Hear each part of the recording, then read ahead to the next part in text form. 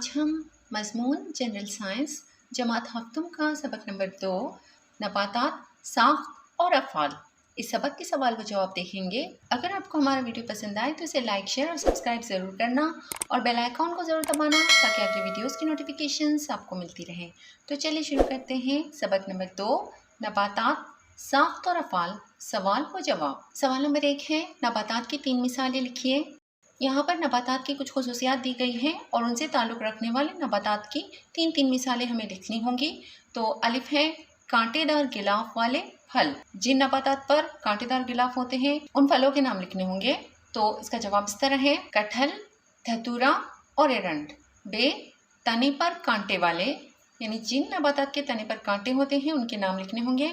तो उसका जवाब है नागफनी, करवंद, सिल्क, कॉटन दरख्त। जीम, सुर्ख फूल वाले। अब सुर्ख फूल वाले यानी लाल फूल वाले नबातात के नाम हमें यहाँ लिखने होंगे जिन पर सिर्फ लाल फूल ही आते हैं। तो इसका जवाब है जासुंदी, पिंगारा और पल्स। दाल है, जर्द फूल वाले यानी पीले फूल वाले। तो उसका जवाब है बहावा, भिंड और स्विन मोहर। है, जिनके पत्ते रात में बंद हो जाते हैं, ऐसे नबातात के नाम हमें लिखने होंगे। तो इसका जवाब है गुलमोहर, आंवला और बरसाती दरख्त। वाव, एक ही बीज वाले फल। तो इसका जवाब लिखना होगा आम, बेर और काजू। इनमें एक ही बीज पाया जाता है। जे है, कई बीज वाले फल। तो यहाँ हमें लिखना होगा अमरूद, कटहल और तरबूज। इनमें कई बीज पाए जाते हैं। तो इस तरह से इसे मुकम्मल करना होगा। अब सवाल नंबर 2 है, किसी एक फूल का मुशाहिदा कीजिए। इसके मुख्तलिफ हिस्सों का मुशाहिदा करके इसकी वजाहत अपने लफ्ज़ों में लिखिए और शक्ल बनाइए। तो यहाँ पर मैंने जासुंदी का फूल लिया हुआ है। ये जो शक्ल है ये आप लोगों को बनानी होंगी और इसके ताल्लुक से वजाहत भी लिखनी होगी। आप चाहें तो कोई और फूल भी लेकर उसकी शक्ल बना सकते हैं और उसकी वजाहत लिख सकते हैं। तो इसकी वजाहत देख लेते हैं। पहले डंठल के ताल्लुक से है। फूल का डंठल, जिसे पेडिसेल कहते हैं, लंबा या छोटा होता है। डंठल पर फूल के दूसरे हिस्से होते हैं। डंठल का एक सिरा तने से जुड़ा हुआ होता है। फूल जहाँ डंठल से जुड़ा हुआ होता है वो हिस्सा आमतौर पर फैला हुआ और मोटा होता है। इसे मसनद गुल यानी रिसेप्टिकल कहते हैं। फूल की पंखड़ियाँ और दूसरे हिस्से मसनद गुल पर होते हैं। फूल के 4 हिस्से हैं, नर कोट, मादा कोट, प्याले गुल और ताजी गुल। अब हम प्याले गुल की मालूमात हासिल करते हैं, जिसे कैलिक्स कहा जाता है इंग्लिश में। फूल जब कली की हालत में होता है तो इसकी पंखुड़ियाँ हरे पत्तों जैसे हिस्सों से ढकी होती हैं। यह गिलाफ प्याले गुल कहलाता है। प्याले गुल का हर हिस्सा अंखड़ी कहलाता है। अब अगला है ताजी गुल, कोरोला। ताजी गुल पंखड़ियों यानी पेटल्स से बना होता है।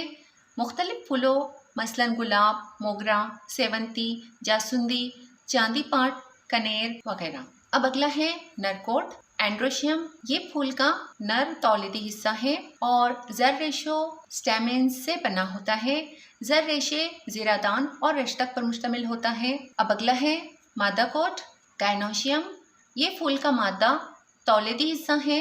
ये मादगी यानी कार्पेल्स पर मुश्तमिल है। इसमें कलगी, नायगुल और पैजादान पाए जाते हैं। तो इस तरह से कोई एक फूल लेकर उसकी वजाहत आप लोगों को लिखनी होगी या फिर आप ये भी अपनी नोटबुक में लिख सकते हो। कुछ जवाबात बड़े ही होते हैं और उन्हें उसी तरह मुकम्मल किया जा सकता है। अब सवाल नंबर 3 है, यकसानियत और फ़र्क लिखिए। अलिफ है, जवार और मूंग। तो जवार और मूंग में हमें यकसानियत भी लिखनी होगी और इनमें फ़र्क भी बताना होगा। तो इसका जवाब इस तरह लिखना है। सबसे पहले मैंने यकसानियत लिखी हुई है। दोनों ही बीज और ग़िज़ाई अशिया हैं, ये इनमें यकसानियत है। और अब इनका फ़र्क मैंने इस तरह 2 कॉलम बनाकर लिखा हुआ है, जवार और मूंग।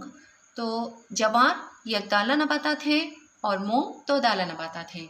नंबर 2, जवार के बीजों में एक दाल होती है, मूंग के बीजों में 2 दालें होती हैं।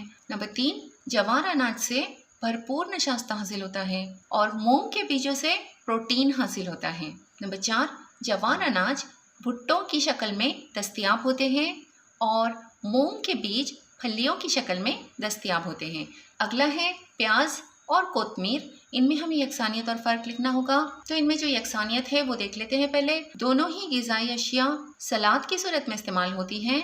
दोनों ही ग़िज़ाई अशिया का इस्तेमाल बावर्ची खाने में मुख्तलिफ़ किस्म के पकवानों में किया जाता है। दोनों का इस्तेमाल बतौर घरेलू दवाओं में होता है। अब इनका फ़र्क देख लेते हैं।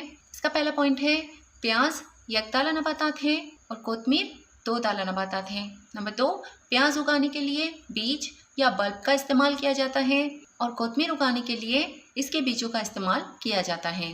नंबर 3, प्याज का जो हिस्सा ग़िज़ा के तौर पर इस्तेमाल होता है वो दरअसल उसके मुतबादला पत्ते हैं और कोतमीर के पत्ते बतौर ग़िज़ा बराह रास्त इस्तेमाल किए जाते हैं। अब जीम है केले के पत्ते और आम के पत्ते, इनमें फ़र्क और यकसानियत लिखनी होंगी। तो पहले यकसानियत देख लेते हैं। दोनों ही नबातात के फल शौक से खाए जाते हैं। दोनों के पत्तों का इस्तेमाल मजहबी रसूमात के कामों में होता है। अब इनका फ़र्क देख लेते हैं। इसका पहला पॉइंट है केले के दरख्त यकताला नबातात हैं और आम के दरख्त दो ताला नबातात हैं। केले के पत्तों में मुतवाज़ी रकेत पाई जाती है, आम के पत्तों में जालदार रकेत पाई जाती हैं। दाल है नारियल का दरख्त और जवार का तना, इनकी यकसानियत और फ़र्क देख लेते हैं। तो सबसे पहले यकसानियत है, दोनों ही यकताला किस्म की नबातात हैं, दोनों का इस्तेमाल ग़िज़ाओं में होता है। अब इनका फ़र्क है, नारियल का दरख्त खूब ऊंचा और मजबूत होता है और जवार का तना नाजुक होता है जो आसानी से उखाड़ा जा सकता है। नंबर 2, नारियल का दरख्त कसीर साला होता है और जवार का पौधा एक साला होता है जो एक ही फसल में ख़त्म हो जाता है। नंबर 3, नारियल के दरख्त में रेशेदार जड़ें पाई जाती हैं और जवार के पौधे में रेशेदार जड़ों के साथ सहारा देने वाली जड़ें भी पाई जाती हैं। अब सवाल नंबर 4 है, दी गई अशकाल की वजाहत अपने लफ्ज़ों में कीजिए। यहाँ पर दो अशकाल हमें नज़र आ रही हैं, अलिफ और बे। इन अशकाल की हमें वजाहत करनी होगी। तो इसका जवाब इस तरह है, शक्ल अलिफ में यकदाला बीज दिए गए हैं जबकि शक्ल बे में दो दाला बीज दिए गए हैं जो सेम के बीज हैं। हर शक्ल में पहले बीज की बैरूनी शक्ल दी गई है और बाद में इसी बीज की तौली तराश की शक्ल दी गई है। शक्ल अलिफ में बीज के अक्वा और इब्तदाई जड़ दिखाई गई है जो नशास्ता आमेज़ ग़िज़ाई ज़ख़ीरे से घिरी हुई है। इनमें एक ही दाल है। शक्ल बे में दो दाला की एक दाल में ऊपरी जानिब अक्वा और इब्तदाई जड़ दिखाई गई हैं। अब सवाल नंबर 5 है, नबातात के हिस्सों के अफ़ाल लिखिए। तो इसका जवाब मैंने इस तरह लिखा हुआ है। सबसे पहले नबातात के हिस्सों के नाम देख लेते हैं। नबातात के मुख्तलिफ हिस्सों के नाम जड़, तना, पत्ते, फूल और फल। जड़ के अफ़ाल हैं, नंबर 1, जड़ें नबातात को कायम रखती हैं और सहारा देती हैं। नंबर 2, जड़ें ज़मीन में से पानी और हलशुदा मादनियात और नमकियात जज़्ब करती हैं।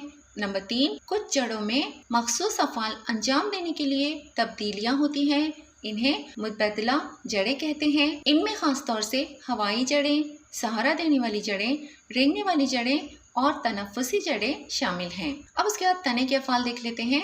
नंबर 1, ज़मीन से ऊपर मौजूद शाखों और पत्तों को सहारा देना। नंबर 2, रेगिस्तानी इलाकों के पौधों में तने शुआए तरकीब का फ़ेल अंजाम देते हैं। नंबर 3, जड़ों के ज़रिए जज़्ब करदा पानी, मादनियात और नमकियात को पत्तों और दीगर हिस्सों तक पहुँचाना। नंबर 4, पत्तों के ज़रिए तैयार करदा ग़िज़ाई अज्जा को तमाम हिस्सों तक पहुँचाना। नंबर 5, बाज़ नबातात में ग़िज़ा का ज़ख़ीरा करना। और नंबर 6, तौलीद में मदद करना और सहारा देना। तो ये सारे तने के अफ़ाल हैं। अब पत्तों के अफ़ाल देख लेते हैं। नंबर 1, शुआई तरकीब के अमल से नबातात के लिए ग़िज़ा तैयार करना। नंबर 2, नबातात में मौजूद ज़ायद पानी को भाप की शक्ल में खारिज करना यानी इखराज आब। नंबर 3, मुतबादला सूरत में नबातात में तौलीद, ग़िज़ा का ज़ख़ीरा और सहारा देना जैसे इजाफ़ी अफ़ाल अंजाम देना, ये पत्तों का काम होता है। अब फूलों के अफ़ाल देख लेते हैं। नबातात में तौलीद का अहम काम फूलों के ज़रिए अंजाम पाता है। अब फलों के अफ़ाल देख लेते हैं।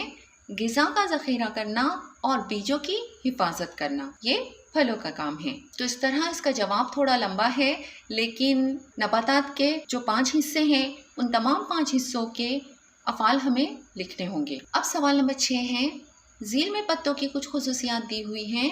हर खुसूसियत का एक पत्ता तलाश करके पौधे के मुतालिक वजाहत कीजिए। चिकनी बैरूनी सतह, गैर हमवार, मोटा वर्क़ा और वर्क़े पर कांटे। तो इन तमाम पत्तों की किस्मों की एक एक मिसाल लेकर हमें उनकी वजाहत करनी होगी। तो इसका जवाब हमें इस तरह लिखना होगा। सबसे पहले चिकनी बैरूनी सतह वाला पत्ता, तो इसकी मिसाल है केला और इसकी वजाहत इस तरह लिखनी होगी। केले के दरख्त के पत्तों की चिकनी बैरूनी सतह होती है। ये सबसे ज़्यादा पाया जाने वाला एक सब्ज फलदार दरख्त है। बज़ाहिर ये दरख्त मोटा और मजबूत नज़र आता है, लेकिन इसका तना गैर हकीकी तना होता है। इसके लंबे पत्ते डंठल और वर्क़ा से मिलकर बनते हैं। दूसरा है गैर हमवार सतह। इसकी मिसाल है कोरल ट्री और इसकी वजाहत है गैर हमवार सतह पत्तों पर मुश्तमिल ये तकरीबन 10 मीटर ऊंचा दरख्त होता है, जिसके खूबसूरत फूल सफ़ेद होते हैं और इन पर लाल चट्टे से मौजूद होते हैं। इनके पत्ते खुरदुरे और गैर हमवार सतह वाले होते हैं। अब अगला है मोटा वर्क़ा। तो इसकी मिसाल है आबी संबल और इसकी वजाहत इस तरह है। इनके पत्ते फूले हुए और गुदेदार होते हैं। ये आबी नबातात हैं, इसलिए पानी में डूबे हुए रहते हैं। इनके तने भी फूले हुए और सब्ज होते हैं। ये निहायत तेज़ी से नशोनुमा पाकर फैलते हैं, जिनको काबू में रखने की ज़रूरत होती है। काबू में न रखने पर ये पानी की सतह पर तेज़ी से फैल जाते हैं, जिसकी वजह से पानी में ऑक्सीजन की कमी हो जाती है और दीगर आबी हैवानात का खात्मा हो जाता है। अब अगला है वर्क़े पर कांटे। तो जिन पत्तों के वर्क़े पर कांटे होते हैं उसकी मिसाल है केवड़ा और इसकी वजाहत इस तरह है। इस दरख्त के पत्तों के वर्क़े पर कांटे पाए जाते हैं। मकामी तौर पर इसे केवड़ा कहते हैं। इसका पौधा तकरीबन 1 मीटर लंबा होता है। इसके पत्ते दरख्त के सिरे पर इस तरह फैलते हैं कि ताज का गुमान होता है।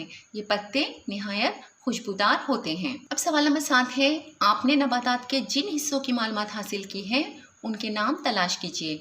तो इस मॉम में से हम लोगों को नबातात के हिस्सों के नाम तलाश करके लिखने हैं। तो आपकी मदद के लिए मैंने यहाँ पर कुछ नाम लिखे हुए हैं, दीगर नाम आप लोगों को तलाश करने होंगे। इसके जवाबात इस तरह लिखने होंगे। सबसे पहले जर रेशा, उसके बाद है कलगी, नंबर 3 जड़ और नंबर 4 फूल। इन नबातात के हिस्सों के नाम आप लोगों को लिखने होंगे। तो उम्मीद है आप लोगों को इस सबक के तमाम सवालात के जवाब अच्छी तरह समझ में आ गए होंगे। अगली वीडियो में फिर मिलते हैं। अल्लाह हाफिज़।